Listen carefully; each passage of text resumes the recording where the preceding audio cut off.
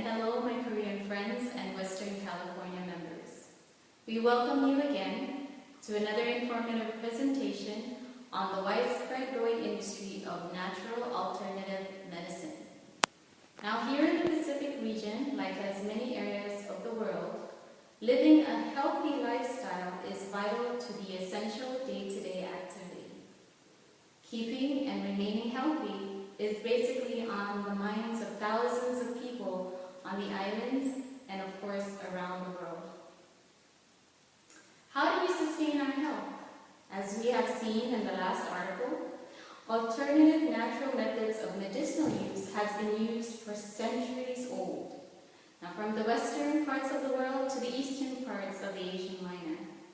Now as we narrow our focus more towards the Pacific Rim, we will find similarities as well as differences with natural alternative medicinal methods that are being used. Our tour begins on the beautiful islands of Hawaii. Traditional healing methods, long practiced on these lush Pacific islands, is an alternative or supplement to visiting a regular doctor. With skyrocketing drug and healthcare costs, Native Hawaiians are using healing as part of their national trend in recent years towards non-conventional approaches to medical care.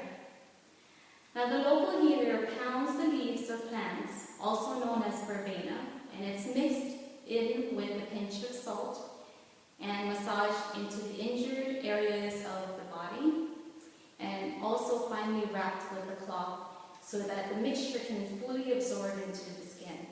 Now the local healers frequently uses an herb also known as olena or ginger family plant that is known around the world as turmeric to treat these severe ailments. This turmeric is also used in Ayurveda, a holistic method approach popular in India. Now, despite the shortage of Hawaiian healers, native medicine is being combined with standard approaches in a state-supported healthcare program. Now, the University of Hawaii's medical school recently created its Department of Native Hawaiian Health, which is committed to improving the health and wellness of Native Hawaiians while embracing the traditional Hawaiian values and practices. We believe Western medicine can be complemented by traditional practices to maximize the health of these people or people on these islands, said Dr. Aldan의, a family practitioner and a vice chairman of that department in the University of Hawaii. Now, in Harvard University, a very prestigious and collegiate school, a study released in January found that 35% of Americans have used some form of alternative natural healing. The Natural Center of Complementary and Alternative Medicine, part of the National Institutes of Health, found that more Americans are using yoga, meditation, herbs, special diets, and other healing methods to treat bodily injuries and, of course, illnesses. People are happy, they're not happy with Western medical treatment and are seeking alternative, said Babette Galang of Papa Ora Lokahai, a non-profit group set up to improve the health and well-being of Native Hawaiians. Now, as we leave that beautiful island of Hawaii and traveling to the neighbor island of Cook Island, the modern-day healthcare system on these islands is a combination of neo-traditional ways and Western medicine. And the practice of Maori medicine is widespread in the Cook Islands, with native healers using a variety of herbal medicines and, of course, traditional practices to treat many of the common ailments that are affecting the islanders. After a historical review, the current methods of preparing and administering the herbal medicines, the islands are discussed, these medicines are discussed in a published medical summary report, and this is entitled Traditional and Herbal Medicine of the Cook Island. The summary was based on a discussion of what is commonly called ghost sickness that's affecting everyone on these islands. It is also known as Maki Tukapaku. Included is a list of 49 plants most commonly used in the native cures, and the summary included information on how often and for what they were used for. Also, this well-known medical glossary was also given terms of the Maori for the various ailments with which the healers are familiar with, and of course the world needed to know. In a recent breakthrough article from the ABC Australia radio website, it was posted on April 20th of 2011. A major Australian research into traditional medicine in the Cook Islands was set to deliver the Pacific country millions of dollars in earnings following the scientific breakthrough that the University of New South Wales found in studying this natural healing methods. Now, the research into herbal remedies were found that bone damage and skin regeneration was carried out by researchers at Sydney-based university. And this was in collaboration with the governments of the Cook Islands.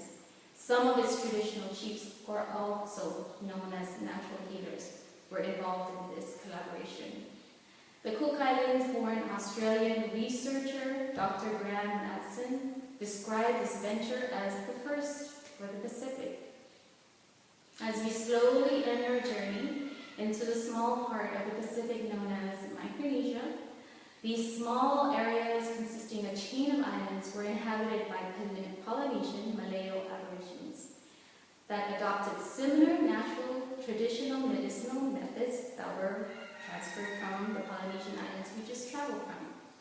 Now, the abundant lush of tropical exotic plants and highly nutrient-rich soil gave way to more than thousands of healing herbs and plants to cure ailments, from the day-to-day allergies to the more serious ailments of pneumonia or even high blood pressure.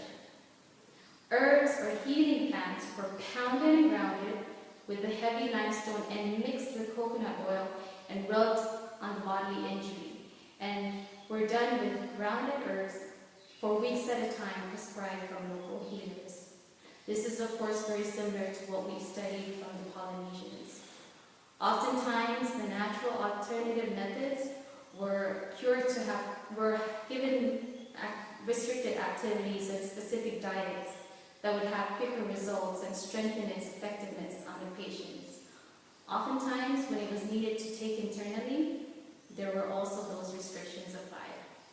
So it is quite similar in some ways, and they differ in many other ways of the natural alternative medicinal practice. Now, as we notice, these methods of preparations were differed in various continents around the world.